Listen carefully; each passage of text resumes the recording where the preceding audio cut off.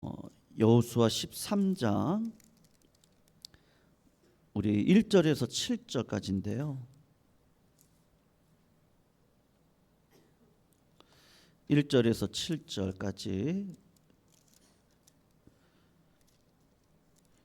우리 교독으로 읽겠습니다. 여호수아 13장 1절에서 7절이에요. 1절 구약 339쪽에 있습니다. 1절 제가 먼저 읽겠습니다. 여호수아가 나이가 많아 늙음에 여호와께서 그에게 이르시되 너는 나이가 많아 늙었고 얻을 땅이 매우 많이 남아 있도다.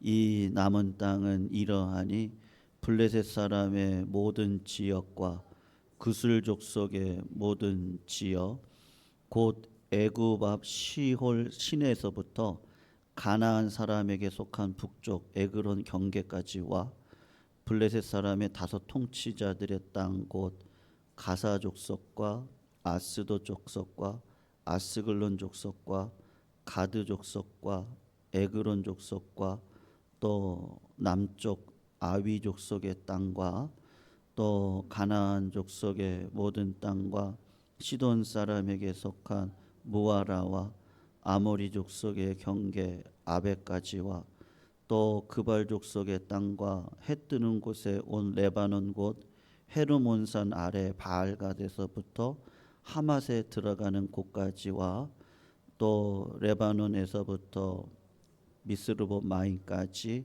산지의 모든 주민 곧 모든 시돈 사람의 땅이라. 내가 그들을 이스라엘 자손 앞에서 쫓아내리니 너는 내가 명령한 대로 그 땅을 이스라엘에게 분배하여 기업이 되게 하되. 우리 같이 읽어요. 너는 이 땅을 아홉 지파와 므낫세 반지파에게 나누어 기업이 되게 하라 하셨더라. 아멘. 여호수아 12장까지는요 가나안 정복 전쟁에 대한 기록을 이렇게 하고 있거든요. 그런데 이제 13장부터는 이제 분위기가 확 바뀌어요. 어떻게 바뀌냐 하면은 그 정복한 땅을 이제 분배하는 일을 하게 됩니다. 그런데 여러분 좀 특이한 게 하나가 있어요. 하나님이 인생의 결을 탁 지으실 때 어떻게 결을 지으시냐 하면 말이죠. 우리의 인생의 연수를 정하고 그 연수가 끝날 때를 결로 이렇게 딱 지으시는 모습을 오늘 본문에서 발견할 수 있거든요. 여러분 한번 보셔요. 그냥 있는 그대로 한번 보셨으면 좋겠습니다. 13장을 시작하면서 여호수아에게 하나님이 하셨던 말씀이 있거든요. 그게 뭐라고 얘기하냐면 여호수아가 뭐가 많다 그래요. 나이에 대한 이야기를 이제 합니다. 이게 나이가 많아서 어떻게 됐다 그러죠? 늙었다. 이제 이렇게 얘기를 합니다. 여러분 늙었다는 건 조금 그러니까 늙으니 이 말이 좋은 말이에요, 나쁜 말이에요? 어르신들이 계시는데 오해하지 마시고 그냥 들으시면 돼요. 그 디모데에도 이제 늙은 자 이제 이런 말이 나오거든요. 그러니까 굉장히 영광스러운 말입니다. 굉장히 영광스러운 말이거든요. 좀 오늘은 좀 사회학적인 얘기도 제가 좀 곁들여서 오늘 성도님들에게 좀 말씀을 드리려고 하는데 그냥 있는 그대로 좀 들어주시면 좋겠다라는 생각을 합니다. 왜냐하면 이제 굉장히 중요하거든요. 그 기업을 세대와 세대가 이어가는 게 아주 굉장히 중요합니다. 요거 원리를 따라서 우리가 삶을 살아야 되는데 역시나 성경에서도 요 원리를 이야기를 하고 있거든요. 그래서 요거는 뭐 우리가 지금 수요일 날 그냥 말씀대로 지금까지 왔잖아요. 그러니까는 또 빼먹을 수 없는 말씀이라서 오늘 이 말씀도 좀 굉장히 중요한 말씀이다라는 생각이 들더라고요. 근데 결국은 뭐냐 하면 오늘 여호수아의 나이가 몇 살일까? 여러분 백발은 하나님이 굉장한 영광이라고 얘기를 했잖아요. 잠언에서도 백발의 지혜는 굉장합니다. 예, 그것이 굉장히 하나님의 뜻에 보면 영광스러운 나이에 계시는 거거든요. 그러니까 여호수아가 오늘 나이가 많아서 늙었다, 아직 그렇게 이야기를 하면서 무슨 얘기냐 하면 너가 1절이죠. 너는 나이가 많아 늙었고 얻을 땅은 어떻게 됐다 그래요? 많이 남아 있다라고 지금 이야기를 하고 있단 말이죠. 그러면 하나님이 이제 지금 결을 하나를 딱 치고 이제 다음으로 넘어가셔야 되겠는데, 그때 하나님이 쓰시는 방식이 뭐냐 하면 그 사람은 연수가 정해져 있어서 끝까지 해낼 수가 없는 거예요. 그러니까 하나님께서 다음 세대를 세우신단 말이죠. 여러분 굉장히 중요한 거거든요. 예. 그 미국에 유명한 그 교육이고 또 사회학자가 계셔요. 그분이 정확하게 학원이라는 단어를 쓰면서 한국의 그 교육 학구열이 저출산하고 굉장히 연결이 되어져 있다라고 이야기를 그저께 하셨어요. 그게 이제 기사로 나왔거든요. 그저께 제가 그저께 봤으니까 그냥 그렇게 생각을 하시면 좋을 것 같아요. 어린 시절에 너무 경쟁을 배우는 거예요. 그러니까 여러분 경쟁이 긍정적인 의미로는 나를 개발할 수 있지만 그 경쟁을 너무 심화시키다 보면 어린 나이에 남에 대한 배려 그리고 공감 능력이 떨어지는 거예요. 여러분 공감의 능력은 굉장히 중요하거든요. 예, 우리가 왜 백발의 영광이냐라고 했을 때 사실 그 지혜의 근본을 딱 따져서 들어가 보면 어르신들이 공감할 수 있는 능력이 인생을 살아오면서 자연스럽게 쌓게 돼요. 예, 그렇지 않겠어요? 수많은 일들을 경험하잖아요. 그리고 수많은 사람들을 만납니다. 그러면서 어떤 사람은 어떻고 이런 사람은 이렇고, 그리고 굉장히 뭐 얼토당토하는 일들도 경험하고 뭐 사기도 만나보고 뭐 여러 가지 일들을 당하거든요. 그러면서 뭐가 쌓이냐면요, 내가 어릴 때는 몰라서 지나온 거지 그때도 어르신들은 나를 참아주셨던 게 있었거든요. 부모님들이 다 알잖아요. 자녀들이 뭐 하는지 다 알아요. 눈빛만 보면 제가 거짓말 하는지 뭐 진짜로 저렇게 하고 있는지를 아는데도 저 때는 지나가야 돼요. 아무리 얘기해봤자 사춘기를 얘기하고 혼낸다고 사춘기가 넘어가지 않거든요. 그냥 놔둬야 돼요.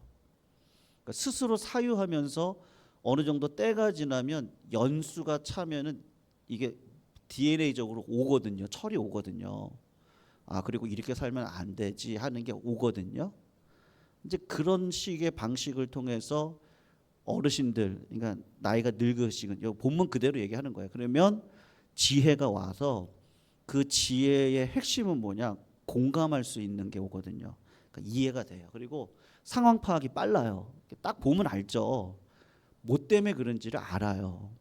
그리고 어떤 지금 경우라는 것도 추론을 하고, 그리고 그럴 경우에 내가 어떻게 해야 된다, 그리고 어떻게 다음 세대에게 이렇게 할까, 이런 걸 알거든요. 네. 여러분 기도는 그런 의미에서 굉장히 중요합니다. 그러니까 왜요? 내 생각과 내 계획으로 내가 여기까지 오지도 않았고, 그리고 내 자녀들도 내 생각과 계획으로 절대로 안 되거든요. 그러니까 하나님이 영성을 그의 심령 가운데 심어 주셔서 육신의 DNA를 따라서 어느 순간 철이 들어서 인생을 살아내듯이, 나중에 연세 들어서 보면 별거 아니잖아요. 죄송합니다. 사라져요. 제가 어르신들 앞에서 제가 이렇게 말씀드리는 게 너무 죄송한데 인생이라는 게 사라지더라고요. 막 뭐가 이게 이게 있어야 될 것 같은데 이거 없어도 살더라고요. 그렇지가 않더라고요. 다 사라지고 다 그렇게 됩니다. 그러면서 깨닫게 되는 게 뭐냐면, 야, 그냥 살다 보면 사라지는 게 인생이니까 네가 지금 뭐 연인하고 헤어져 가지고 울고불고 하는데 지금은 그게 다인 것 같지? 근데 조금만 참고 너 1년만 견뎌봐. 이렇게 얘기해 줄 수 있죠.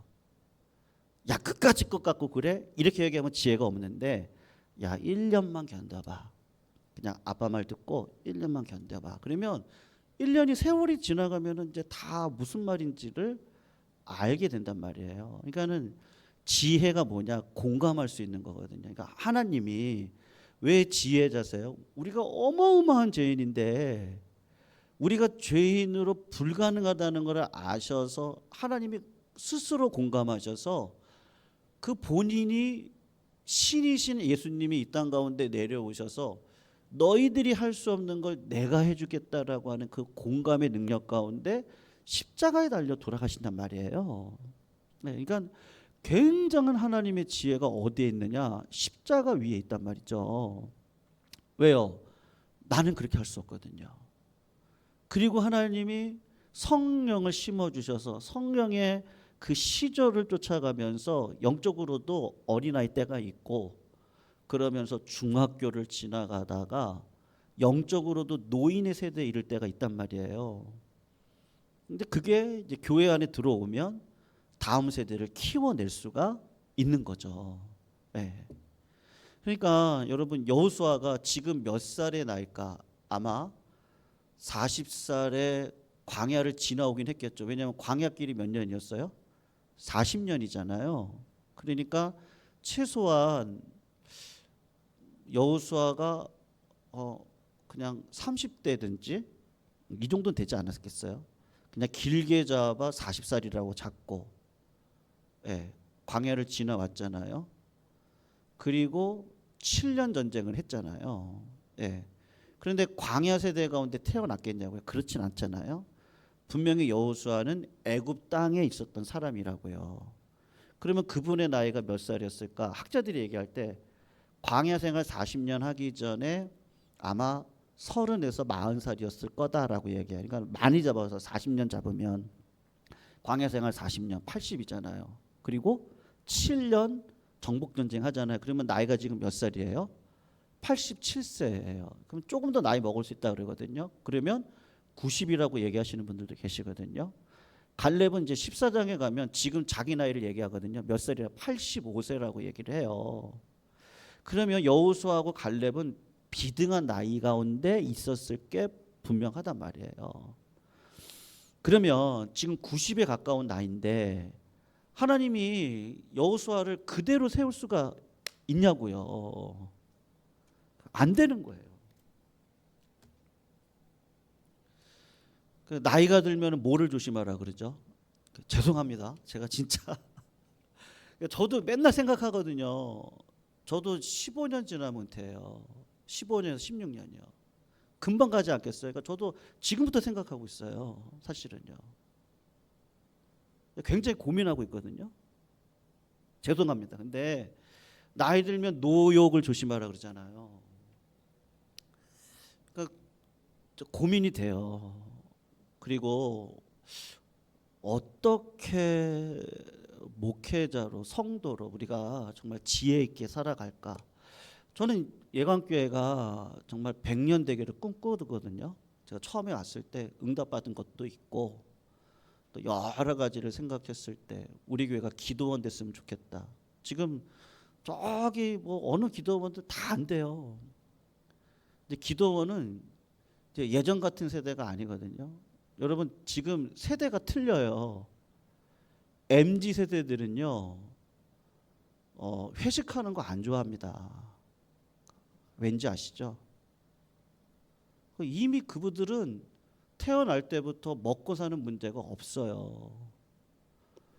저 선배들 69년 뭐 이런 선배님들 뭐 저희 때도 그렇지만 살기 어려웠을 때거든요. 이때는 한창 전쟁의 화마에서 넘어와 제가 70년대생이거든요.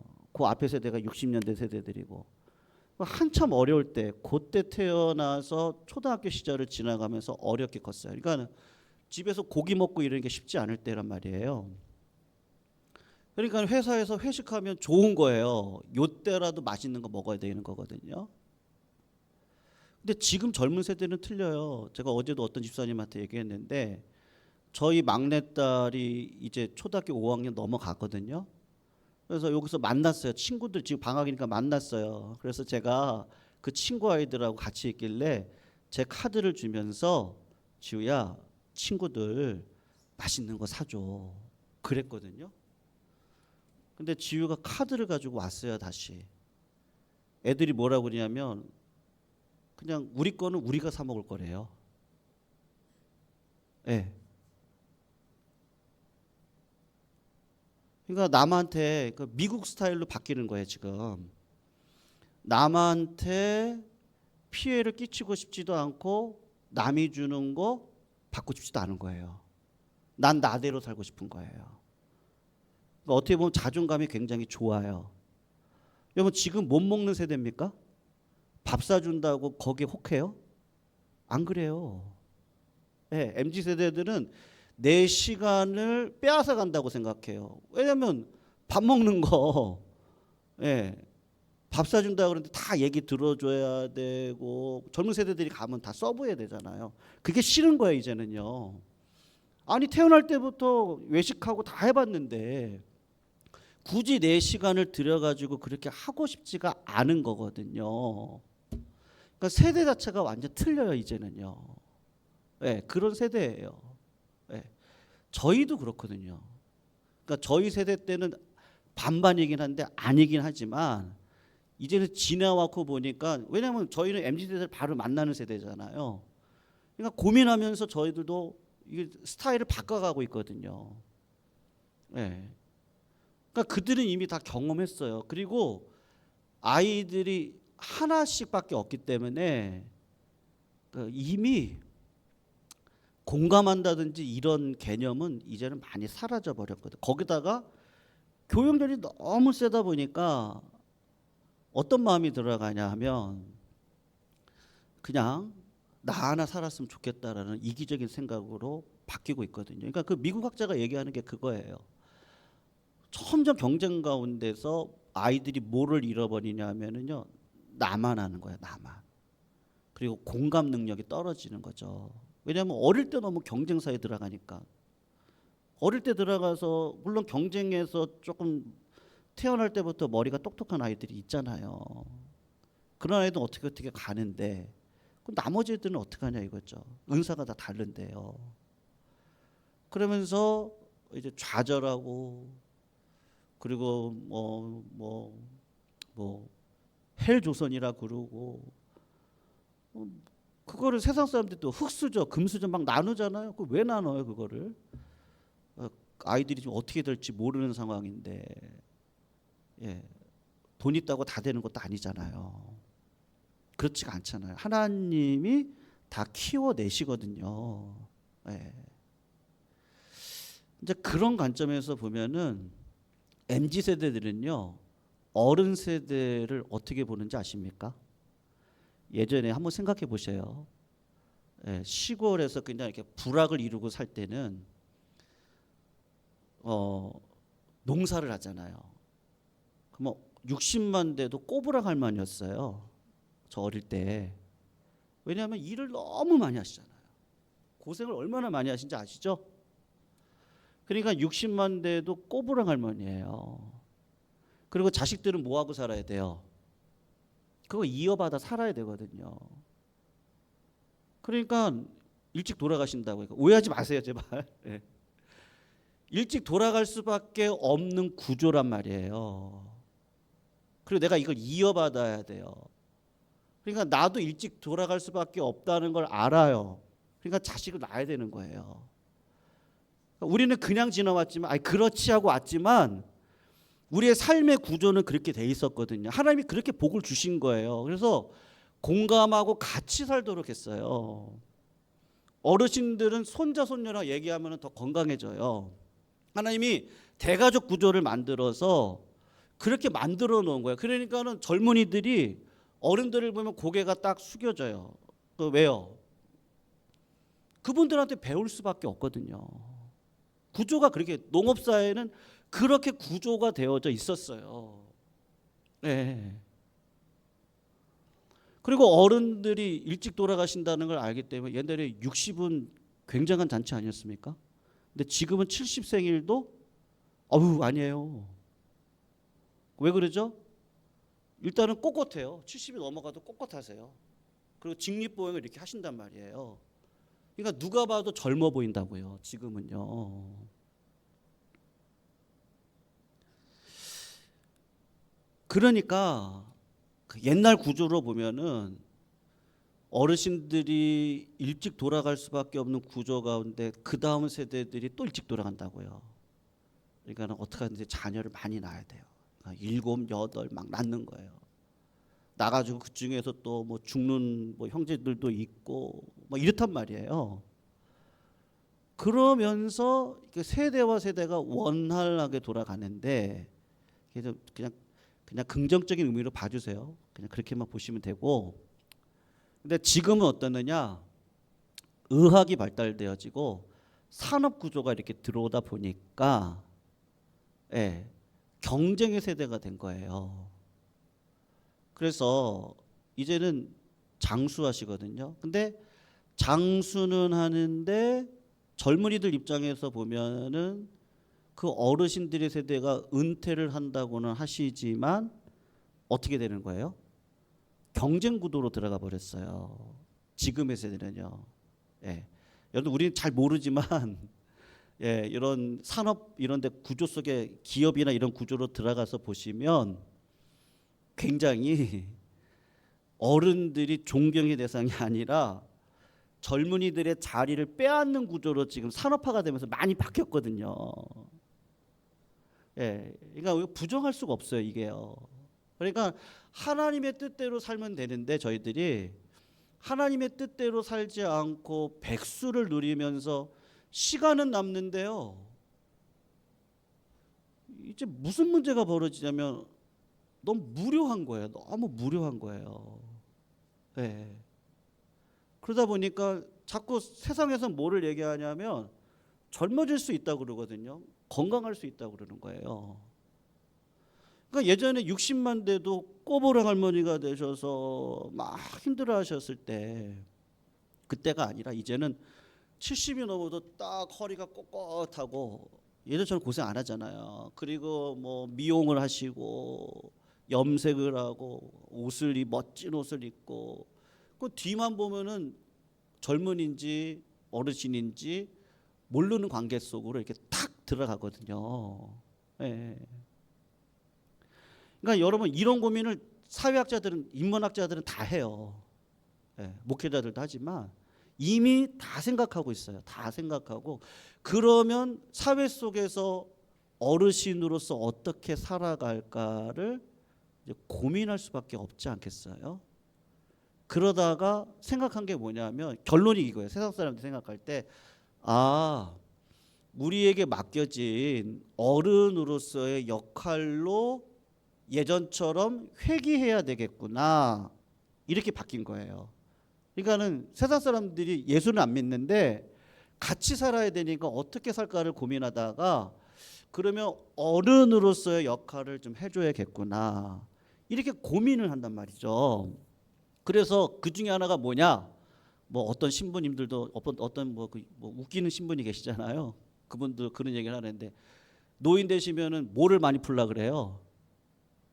네? 지갑 풀라고 지갑. 네. 지갑 푸세요 지갑. 네. 젊은 애들은 돈이 없잖아요. 그러니까 밥 사주세요. 뭐 젊은 애들은 인터넷 잘하잖아요. 같이 여행 가시면서 돈 대주세요. 그러면 젊은이들이 그냥 같이 가면서 어디 뭐 맛집이 있고 다 찾아준다 이거예요. 예. 그러니까 그런 식으로 세상 사람들도 어떻게 다음 세대와 함께 잘 살아갈까를 고민한단 말이에요. 근데 문제는 뭐예요? 세상의 철학이 자꾸 젊어질 수 있다, 오래 살 수 있다, 아름다움을 끝까지 유지할 수 있다, 막 이렇게 하는 거예요. 근데 여러분 그 갱년기를 여자가 지나가면서 그 어떤 분들은 막 얼굴이 빨개지고 막 성질 부리고 막 그러시잖아요. 남자도 갱년기가 있거든요. 저도 지나갔는데 예, 막 잠이 안 오고, 저 잠을 되게 잘 자는 사람인데요. 잠이 안 오더라고요. 그래가지고 진짜 어떨 때는 잠이 안 와서 그냥 날밤 새고 새벽기도 올 때도 있어요. 예, 그게 좀 지나갔거든요. 이제는요. 지나갔는데 여러분 그거를 그러니까는 억지로 바꾸려고 여성분들이 약을 먹었거든요. 근데 그게 뭐냐면 에스트로겐을 먹었어요. 근데 에스트로겐을 먹다가 보니까 그거를 복용한 사람 가운데 유방암이 많이 나오는 거예요. 그래서 의학계가 발칵 뒤집혔거든요. 왜 그런 거지? 하고 봤더니 그 약이 유방암을 유발하는 약인 거예요. 그래서 지금은 에스트로겐을 절대로 못 먹게 해요. 갱년기 때. 예. 그러니까 여러분 봄이 있으면 그 다음은 뭐가 지나가요? 내 인생에 여름이 지나가거든요. 그럼 여름은요, 가을을 지나가고 가을이 되면 겨울을 지나가요. 근데 봄에 열매가 있어요, 없어요? 봄 열매가 있죠. 여름에도 열매가 있어요. 가을 열매가 있고요. 겨울에도 꽃이 피잖아요. 동백꽃이 피거든요. 그 계절마다 아름다움이 있는데 내가 가을이 됐는데 가을 초엽으로 갱년기를 지나와야 되는데 그거 억지로 그 약을 통해서 봄으로 가려고 그러는 거예요. 여름으로 자꾸 가려고 그러는 거예요. 무성했던 나는 아직도 죽지 않았어라고 하는 글로 가려고 그러는 거예요. 그러니까 자꾸 뭐가 와요? 암이 오는 거예요. 암이. 예.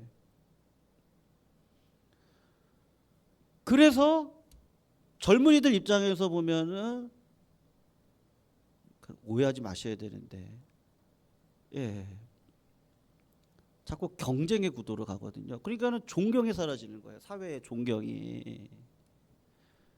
그리고 뭐 사회적으로 자꾸 그렇게 얘기를 하거든요. 뭐 노인 세대가 앞으로 많아지는데 젊은 세대가 뭐 비용 지불해야 될 비용이 뭐 얼마라고 그러고, 그러면 젊은이들 입장에서는 자꾸 부정적인 생각이 들어가거든요. 그런 방식으로 사회 구조를 풀어낼 수가 없어요. 네. 그렇거든요. 그러니까 하나님이 그거를 다 아세요. 지금의 방식으로는요, 며칠 전에도 그 얘기를 했는데 그 테슬라를 만든 그 사람이 한국을 꼭 집어서 얘기했어요. 0.8%의 출산율이. 그러면서 그 사람이 농담으로 뭐라고 했는지 아십니까? 그냥 뭐 한 10년 20년만 지나면 북한군이 걸어서 들어와도 될 거래요. 그렇게 얘기를 했거든요. 여러분 지금 유럽은 이미 노령화예요. 근데 노령화인데 거기는 출산율이 얼마나 1.5예요. 우리는 0.8이라니까요. 이거 우리나라가 지금 굉장히 심각한 거예요. 예. 그러니까는 이 신앙도 이기적인 신앙이 될 수 있는 거예요. 그러니까 우리만. 예. 근데 신앙이 그렇게 가다 보면요, 반드시 경쟁의 구도로 또 신앙이 들어가거든요. 누구는 믿음 좋아서 복 받았고 누구는 믿음이 없어서. 아니에요. 그거는 잘못된 신앙이에요. 아주 잘못된 신앙이에요. 네. 하나님은 공감의 자리로, 믿음이 좋으면 공감의 자리로 들어가도록 우리를 인도하시지, 절대로 경쟁해서 비교해가지고 누가 우위의 자리로 들어가도록 안 하시거든요. 그러면 그 공동체는 절대로 다음 세대를 세워갈 수가 없게 돼요. 네. 하나님 그걸 아시는 거예요. 그러니까 세상의 구조로 가면요, 한국은 여러분 일본이 금리를 굉장히 많이 내렸거든요. 몇십 년 전부터. 그래서 금리가 0일 때도 있었어요. 그냥 내가 나라에서 돈을 다 빌려주는 거예요, 막. 그리고 이자를 안 내도 돼요. 나라를 한번 부강시켜 보려고 했거든요. 몇십 년을 했어요. 근데 안 돼요. 왜 안 되는지 아세요? 다음 세대가 없어요. 다음 세대가. 일을 하면서 성장을 시켜줘야 될 세대가 없는 거예요. 내 자녀들이 없는 거예요. 그러니까는 돈은 있는데 세대가 생명이 없으니까 아무리 돈 갖다 쓰라고 해도 안 되는 거예요. 안 돼요. 절대 안 돼요. 그러니까는 대한민국도 마찬가지거든요. 다음 세대를 준비시키고 다음 세대를 세워야 이 세대들이, 여러분 어제 제가 뉴스 보니까 서울에서도 반이 한 반밖에 안 돼요.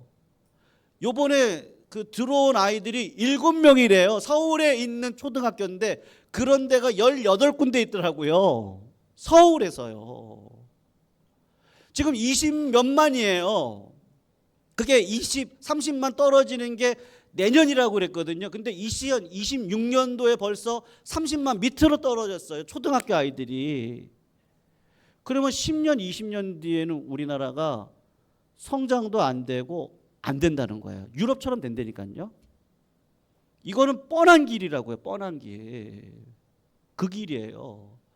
그러니까는 여러분 우리가 기도해야 될 이유가 뭐냐? 아이들 어떻게 하든지 경쟁사회에서 믿음의 세대로 바꾸고 어떻게 하든지 하나님을 보여주고 하나님의 능력을 경험하고, 야 이거는 뭐 내가 자식을 키우는 게 아니고 돈이 키우는 게 아니고 무슨 뭐 높은 자리 올라갔다고 잘 되는 것도 아니고 하나님이 그 인생을 책임져 주시면 된다는 것을 알게 하셔서 하나님께서 많이 낳고 번성하라고 했으니까 그런 인생을 살 수 있도록, 이게 지금 이 프레임이 바꿔야 될 문제지.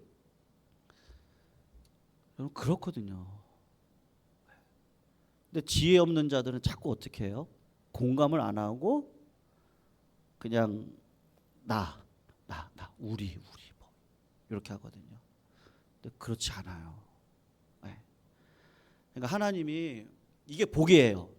모세 때도 너는 하나님께서, 그는 나이가 120세가 됐는데도 눈이 희어지지 않고 기력이 쇠하지 않았거든요. 근데 하나님이 어떻게 하시죠? 억지로 바꿔 가시는 거예요. 여호수아를 세워라.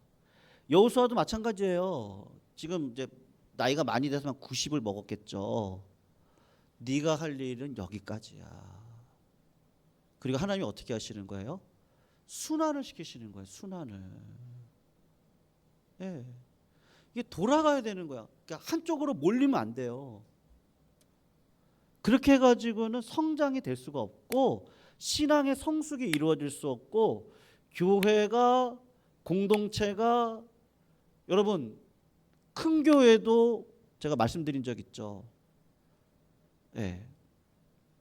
중고등부가 몇 명인지 아세요? 큰 교회가요. 어른들이 10,000명, 20,000명 나온다 그러거든요. 10,000명, 20,000명이면 중고등부가 몇 명이 돼야 되겠어요? 유초등부 다 합쳐가지고. 저 어릴 적에 저희 아버님 교회가 300이었거든요. 근데 주일학교 다 합쳐가지고 학생들이 5, 600이었어요. 그때는 애들을 많이 나니까요. 제가 전도왕이었거든요. 초등학교 때. 근데 제가 전도한 애들로 한 반을 만들었었어요. 왜냐면 그때는 못 살 때니까. 교회 오면은 뭐 크레파스 주고 뭐 도화지 주고 필통 주고 그리고 먹을 것 주고 하니까 그때는 많이들 왔었거든요. 근데 지금은 그런 세대가 아니잖아요. 그러니까 오히려 더 순수하게 복음으로만 가면 하나님이 세워 주실 줄 믿어요. 그렇게 될 거거든요. 근데 자꾸 세상적인 생각을 가지고, 예, 제가 신학교 때 같이 다녔던 어떤 분이 저한테 그런 얘기 하셨어요. 작은 교회는 다 망할 거래요. 여러분 그게 하나님이세요? 교회가 가정인데 큰 교회만 살아남아요? 그렇지 않아요. 절대 그렇지 않거든요. 하나님은 그런 하나님이 아니세요. 그건 세상적인 철학이죠. 어디 세상적인 철학을 갖다가 하나님 앞에 비게 합니까? 그건 아니거든요. 그럴 수가 없거든요.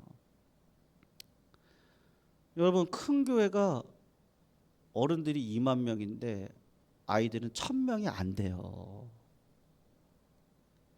당장은 내 아이들 뭐 교육 여건이 좋고 뭐 그럴 것 같잖아요. 그러니까 오해하지 마세요. 근데 아니에요. 그게 아니고 부모의 신앙을 옆에서 할 수 있으면 그게 좋아요. 근데 그럴 수 없는 상황이라는 거 알아요. 그런데 할 수 있으면 부모와 같이 신앙생활 같이 해야 돼요. 그러면서 그렇게 하면요, 교회들이 각자 건강하게 커갈 수 있어요. 제가 내린 결론이에요. 어디가 좋다고 글로 안 보내요. 아니 그 사람을 내가 어떻게 믿어요? 하나님 살아계시고 하나님이 나와 함께 하시고 그리고 나의 신앙을 자식들한테 보란 듯이 보여주고 그리고 나의 기도를 자식들한테 보여주면서 야 인생은 이렇게 사는 거야? 그걸로 안 돼.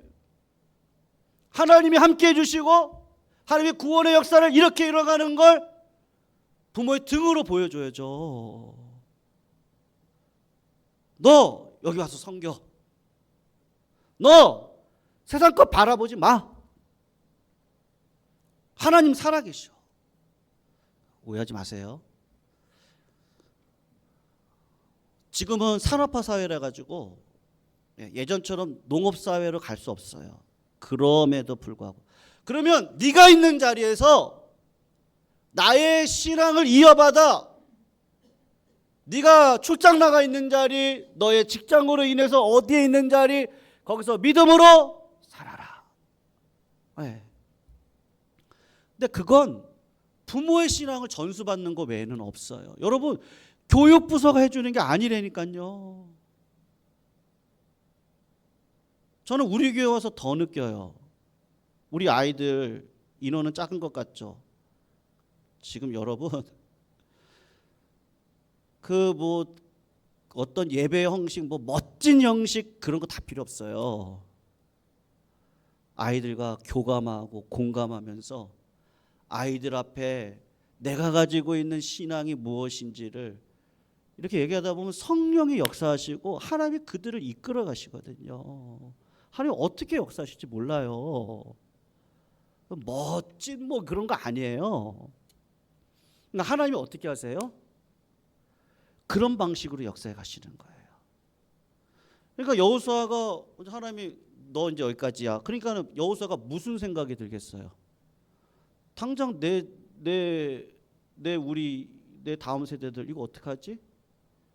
그러니까 전심으로 얘기해 주지 않겠어요? 야, 그러니까 여호수아 끝장에 가면 그거잖아. 나는 하나님 이렇게 섬겨가지고 하나님 이렇게 해주셨어. 그러니까 너희들도 그렇게 살아야 돼. 때를 정해놨기 때문에 하나님께서 나에게 준 사명의 때까지 역설적으로 얘기하면 지혜가 더 충만해져가지고 어떻게 하든지 나에게 주신 그 지금까지 살아왔던 은혜의 지혜를 자식들한테 어떻게 하든지 좀 넘겨주고 싶은 거란 말이에요. 그게 믿음으로 사는 거예요. 예수님이 중요한 얘기하셨죠. 주여 주여 하는 자마다 내 자녀가 아니래요. 그래서 이 사람이 놀래죠. 아니 내가요 선지자 노릇했어요. 목사 노릇했어요. 내가 귀신 쫓아냈어요. 근데 뭐를 못해요? 내가 다 했대요. 근데 뭐를 못해요? 십자가의 길로는 안 걸어가요. 공감하는 길로 안 들어가는 거예요. 내가 선교사다 이랬지. 내가 귀신을 쫓아내는 자다 이랬지. 그거 누가 해주셨는데요? 하나님이 해주셨는데요. 그러니까 그 하나님을 전수해야죠. 하나님만이 영원하신데요. 그 하나님을 어떻게 하든지 얘기해 줘야죠. 나는 끝이 있고 그 영원하신 하나님이 내 자녀도 책임져 주셔야죠. 그거를 해야죠. 그러니까 하나님이 볼 때는 참 그게 뭐가 중요해요?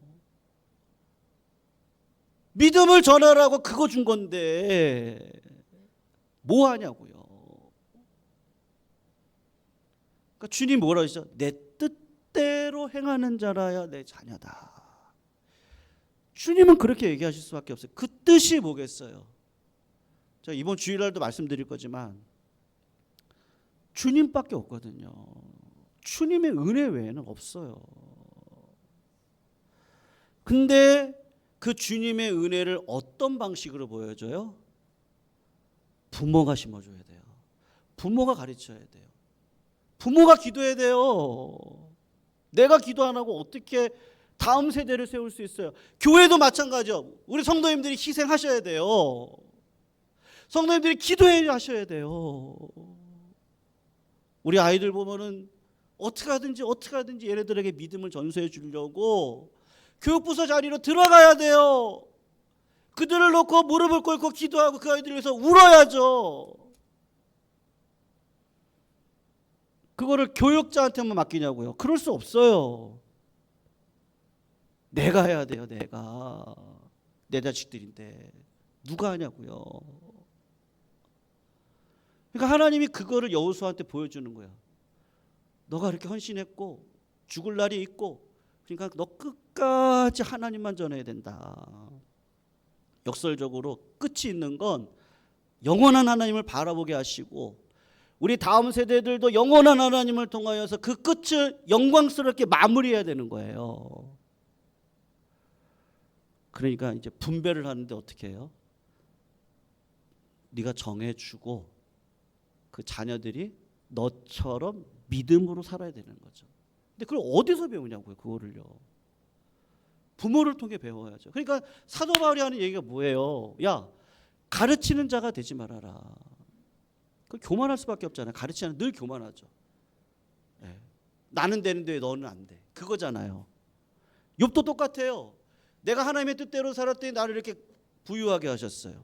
내가 하나님의 뜻대로 살았으니 자식들이 이렇게 잘 돼요. 자식들이 더 잘 되게 하려고 예배를 드리고 항상 회개를 해요. 근데 욥이 가지고 있는 단점이 뭐예요? 내가 만난 하나님은 딱 그런 하나님이에요. 그러니까 너 왜 안 되니? 나처럼 하면 돼. 여러분 신앙에서 쑥 들어가면 그런 경우가 있냐고요. 믿음이 좋아도 안 되는 경우도 있거든요. 하나님이 고난을 통해서 연단을 주시거든요. 그랬으면 요셉이 왜 고난의 자리 들어가요? 왜 다윗이 광야의 10년길을 들어가야 되고요? 다니엘이 왜 노예 길로 가야 되냐고요? 그렇지가 않은 거예요. 그러니까 하나님이 욥에게 그 신앙, 그 잘못된 신앙을 깨부시기 위해서 어떻게 하는 거예요? 그의 삶을 흔드는 거예요. 욥이 하는 얘기가 뭐예요? 내가 하나님을 눈으로만 봤는데 이제는 귀로만 들었는데 이제는 내가 알겠다고. 하나님을 알겠다고. 이제는 하나님만이 영원하신다는 걸 이제는 내가 알겠다고. 욥이 그렇게 얘기를 하는 거예요. 그래서 여러분 인생의 늙음이라는 건 지혜인 거예요. 죄송해요 제가. 저도 결론데 저도 고민하면서 저도 나이가 들어가니까요. 어떻게 준비해야 되지? 하나님밖에 없어요. 복음밖에 없더라고요. 누구한테 맡기면 안 돼요. 그러니까 성도님들이 일어나셔야 되는 거죠. 우리 교회를 누가 책임져요? 누가 해줘요? 사람으로 안 돼요. 모두가 일어나셔서 모두가 기도하고 모두가 헌신하고 그러면 하나님이 기적을 베풀어 주시거든요. 저는 그런 꿈이 있어요. 그리고 확신해요. 근데 인생에 세속적인 게 들어오면 그때부터는 흙탕물이 되는 것뿐이죠. 그 물을 복음의 젓가락으로 다 끄집어내고 깨끗한 물로 성령의 불로 계속 펑펑펑펑 부어서 인생이라는 거 연약할 때가 있고 끝이 있고 끝이 있으니까 내 인생을 어떻게 하든지 생명 낳는 일에 끝까지 포기하지 않고 살아야 되고 그걸 잘 마치면 뭐가 있는 거예요? 의의 면류관이 예배되어져 있는 거예요. 그런 자들이 천국 백성인 거죠. 여러분 우리를 그런 자로 불러주셨어요. 불가능이 어디 있어요?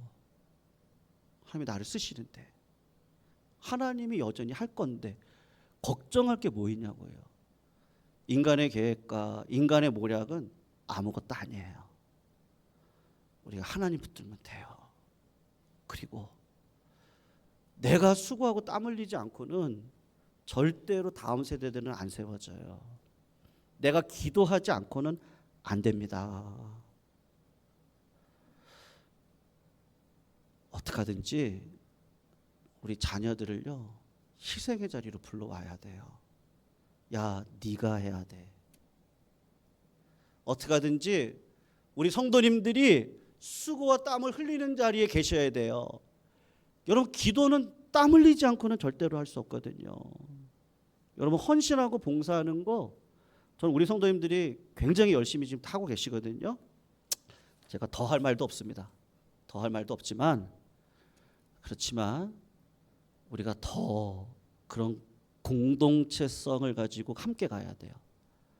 그렇지 않으면 하나님이 역사할 수가 없거든요. 네. 그래서 성도님들, 여호수아가 나이 많아 이제 너는 끝났다. 네. 그거는 복이에요. 그리고 내가 열심히 살아오면 하나님 나를 부르실 때는 정말 영광일 것 같아요.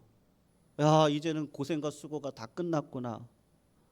야, 내가 하나님 앞에 끝까지 사명 감당했는데 하나님이 나를 부르시니 이게 영광이네. 정말 그럴 것 같거든요. 네. 여러분, 우리도 그런 길을 걸어가시기를 주의 이름으로 축원합니다. 네.